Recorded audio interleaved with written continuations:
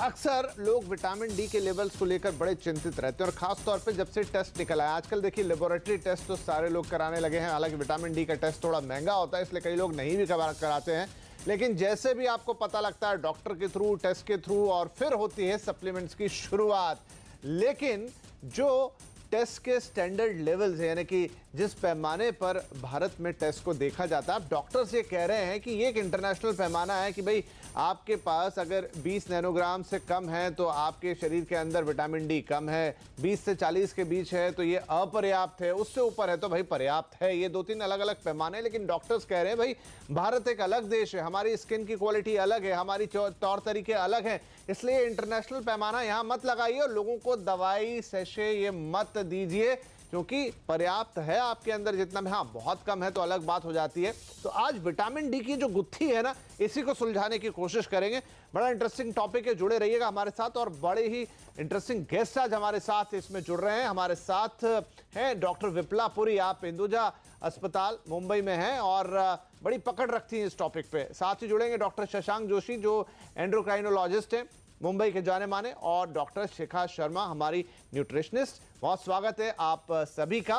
तो पहले डॉक्टर विप्ला मैं आपके पास आता हूं। ये पूरी बहस ही इसलिए शुरू हुई है कि पिछले कुछ सालों में देखा गया है कि लोगों के विटामिन डी के लेवल्स बढ़ रहे हैं तो बड़ी अच्छी बात है, लेकिन कैसे बढ़ रहे हैं कि सबके सब लोग ये जो हैं ये विटामिन डी के सप्लीमेंट, चाहे वो शॉट्स हों, चाहे वो सैशे हों, चाहे वो दवाइयां हो ओरल लेने वाली, ये खा रहे हैं। इसका मतलब है कि कभी ना कभी टेस्ट में विटामिन डी कम निकला और डॉक्टर्स ने उनको विटामिन डी के लिए सप्लीमेंट्स दिए या जो भी कुछ सब दिया और अब विटामिन डी के लेवल। लेकिन ये जो पूरी गुत्थी है कि जो ये बात आप लोग ही कह रहे हैं, आप ही कम्युनिटी से उठ के आ रही कि हिंदुस्तान में जो इंटरनेशनल स्टैंडर्ड्स हैं विटामिन डी को नापने के, वो थोड़े कम कर देने चाहिए। हम लोगों में विटामिन डी कम नहीं है, लेकिन अब चूंकि उस इंटरनेशनल स्टैंडर्ड से नापते हैं तो फिर सब दवाइयों पर चले जाते हैं। आप क्या कहेंगे? देखिए, जब हमने ये टेस्ट पहले शुरू किया था आज से 20 साल पहले, तो हमें विटामिन डी 20 से भी बहुत कम मिलता था मोस्ट ऑफ द लोगों में। इवन बच्चों में बहुत कमी हमें दिखाई दी थी। तो उसके बाद में उसके साथ सिम्टम्स भी थे। ऐसा नहीं था कि सिर्फ लेवल्स ही कम है, उनके सिम्टम्स भी थे। पेशेंट्स को टायर्डनेस लगता था, बोन पेन होता था और लेजीनेस लगता था उन लोगों को। तो इस तरह के जो सवाल उठते थे तो हमें लगा कि इसमें कुछ ना कुछ विटामिन का बहुत बड़ा रोल हो सकता है।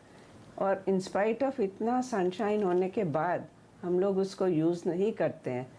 पर विटामिन डी का 20 से कम लेवल जो हमारी स्टडी में हुआ है, आज से 15 साल से हम लोग कर रहे हैं जी, उसमें काफ़ी लोगों में सिम्टम्स होते हैं।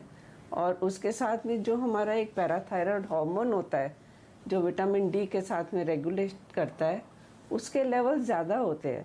और जैसे ही सप्लीमेंट देते हैं तो उसके लेवल कम हो जाते हैं, तो इंडिकेट करता है कि विटामिन डी की डेफिनेटली डेफिशिएंसी है हमारे यहाँ। तो इसलिए ये सप्लीमेंट स्टार्ट हुआ और इसलिए ये सारी स्टडी स्टार्ट हुई हमारे हिंदुजा हॉस्पिटल में। जी, तो मैडम मैं ये पूछना चाहता हूं क्योंकि अब यही बात निकल कर आ रही है कि ये जो पैमाना है, आपने कहा लक्षण, अगर लक्षण नजर नहीं आते हैं, लेवल्स लो निकल रहे हैं, तब भी क्या किसी पेशेंट को विटामिन डी सप्लीमेंट्स पे, शॉट्स पे, इंजेक्शंस पे डालना चाहिए?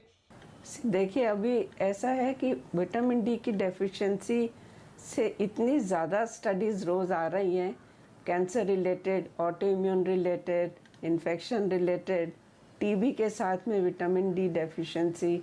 सो अगर ये सारे पैरामीटर्स हम देखें और उसके साथ में अगर हम सप्लीमेंट देना शुरू करें और देखें कि कितना इम्प्रूवमेंट होता है, तो definitely vitamin D has a very specific role in all these immune diseases और इन्फेक्शियस डिजीज़ और chronic diseases. So I think level की जहाँ तक बात है, 20 हो या 30 हो, ये तो डिटर्मिन कर सकते हैं हम लोग और हमने किया भी है। हमारी स्टडी के मुताबिक 35 तो होना ही चाहिए लेवल जी। राइट। और इंटरनेशनल लेवल्स भी ऐसे ही बताते हैं। राइट जी। तो यहाँ पर डॉक्टर शिखा के पास भी जाता हूँ। डॉक्टर शिखा, आप विटामिन डी की जैसे ही बात आती है बात सीधी चली जाती है वैसे तो धूप पे, धूप और साथ में थोड़ा खाना पीना भी। आप वैसे तो न्यूट्रिशनिस्ट है, लेकिन मैं पहले आपसे धूप के बारे में पूछ लेता हूं। अब इसमें बड़े सारे से चीजें हैं, सुबह की धूप अलग, शाम की धूप अलग। कुछ कहते हैं कि नहीं 11 से 2 का समय बेस्ट है, जो हम तो अवॉइड कर देते हैं। तो क्या है ये धूप का सच क्या है?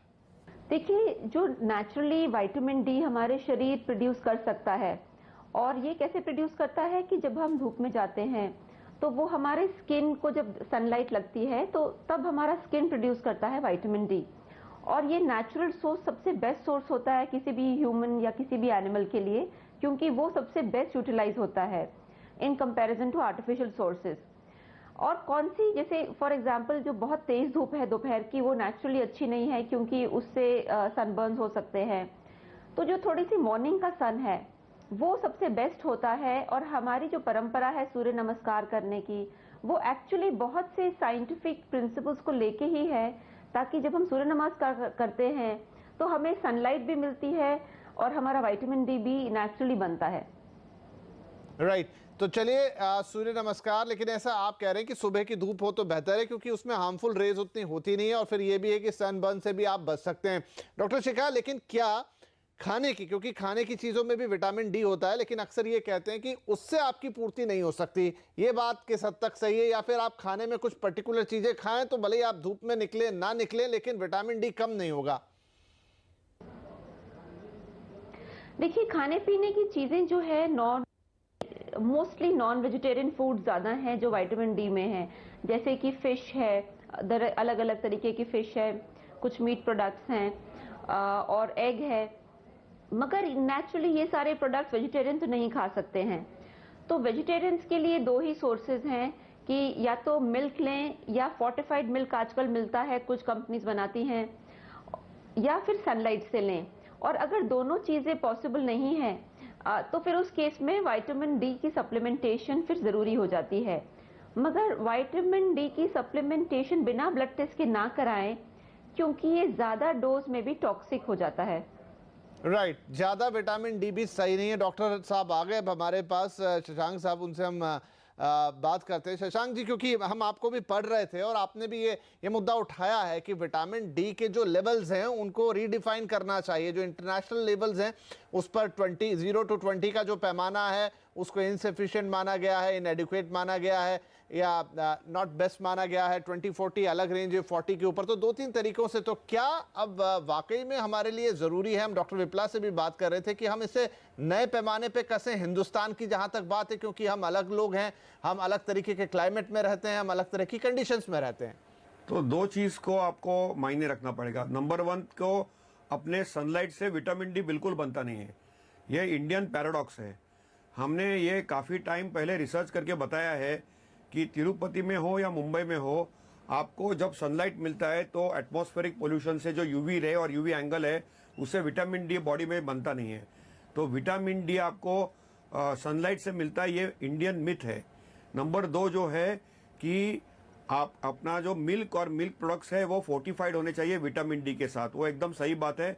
नॉन वेज और वेज दोनों प्रोडक्ट्स में विटामिन डी सत्व होता है। और अपनी जो नॉर्मल लेवल है विटामिन डी जो क्रिटिकली सिग्निफिकेंट है वो 10 के नीचे की मात्रा है। अभी जो इंटरनेशनल नॉर्म्स है वो 32 कट पॉइंट है, 32 के नीचे उन्होंने अलग अलग पैरामीटर्स दिए, 32 to 20, 20 to 10 and less than 10।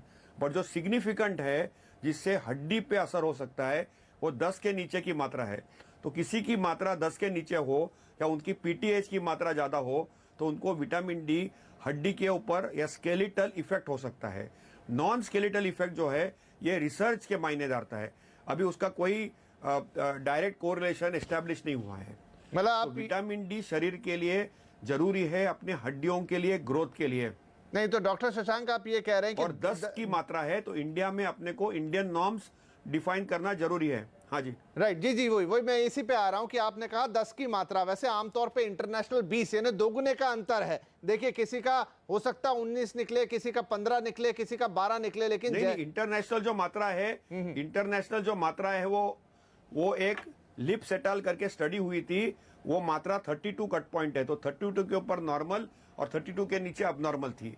फिर 30 to 20 और 20 to 10 और बिलो 10, ऐसे 3 रेंजेस है severity of vitamin D deficiency के, माइल्ड, मॉडरेट और सीवियर। तो सीवियर डेफिशिएंसी 10 के नीचे मायनी जाती है, लेकिन इंडियन की जो क्रिटिकल कट पॉइंट है वो 10 के नीचे है। 10 से 20, 20 से 30 ये हम बोलते हैं लो नॉर्मल है, लेकिन इंडियन जो नॉर्मल है ये पूरी तरह से वर्कआउट होना चाहिए पूरे सब ज्योग्राफी से, क्योंकि अपना जो लैटिट्यूड है, लॉन्जिट्यूड है, ज्योग्राफी है, खान पान की स्वभाव है, यूवी रेट है, एनवायरमेंटल पोल्यूशन है, सबका इंपैक्ट होता है विटामिन डी के लिए। ऑल्सो रिमेंबर ये जो नॉर्मल वर्कआउट किया था अमेरिका में, यूरोप में, वहां पे मिल्क और मिल्क प्रोडक्ट्स पूरे फोर्टिफाइड है विटामिन डी और कैल्शियम के साथ। अपने यहाँ पे मिल्क और मिल्क प्रोडक्ट्स फोर्टिफाइड नहीं है विटामिन डी के साथ। इसलिए इंडियन नॉर्मल्स रिवर्क करना बहुत जरूरी है, क्योंकि इंडियन जो लोग हैं वो एडेप्टेड है लोअर लेवल्स के लिए। राइट, तो डॉक्टर 10 के नीचे क्लियर कट अब नॉर्मल है। जी 10 से 30 होगी तो लो नॉर्मल बोलेंगे हम। ठीक है। तो मतलब आपकी रिपोर्ट अगर आती है तो आप 10 के नीचे अगर आपके लेवल्स हैं तो थोड़ा घबराइए, तो थोड़ा आप सकुचाइए, उसके पहले आपको डरने की जरूरत नहीं है। 10 के ऊपर अगर है तो 100% उसकी ट्रीटमेंट करनी आवश्यक है। डॉक्टर के प्रिस्क्रिप्शन के थ्रू उनको विटामिन डी का जो सैशे आता है या गोली आती है वो देना आवश्यक बनता है। 10 से 30 होगी तो उनको सतर्क रहना चाहिए, उनको डाइट से वो मॉडिफाई करना चाहिए। और 30 के ऊपर होगी तो वो नॉर्मल है, और 10 से 30 में भी नॉर्मल हो सकती है। जी समझ गए। तो मतलब जो 20, क्योंकि हमारी रिपोर्ट तो डॉक्टर साहब यही कहती है, जैसे ही आप 20 के नीचे आते हैं तो बोल्ड अक्षरों में लिखा हुआ आ जाता है रिपोर्ट्स के ऊपर कि बहुत लो है लेवल, तो आपको 20 से नहीं घबराना है। 10 के नीचे जाता है तो डॉक्टर के पास जाना है।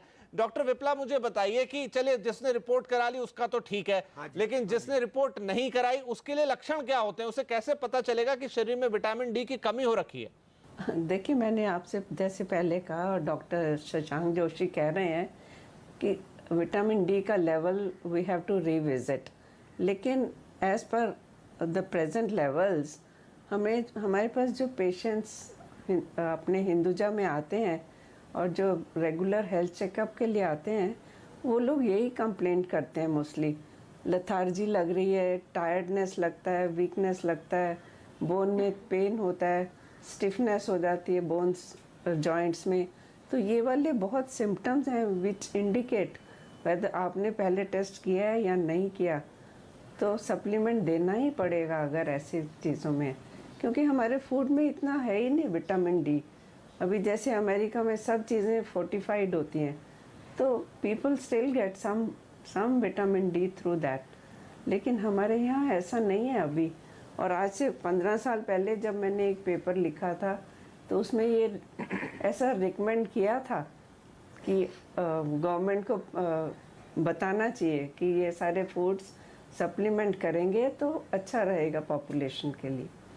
जी डॉक्टर शिखा, हमारे यहाँ आप ये जो फोर्टिफिकेशन जी ये फोर्टिफाइड फूड वाली बात है, तो हमारे यहाँ इस तरह की चीजें क्यों अवेलेबल नहीं है?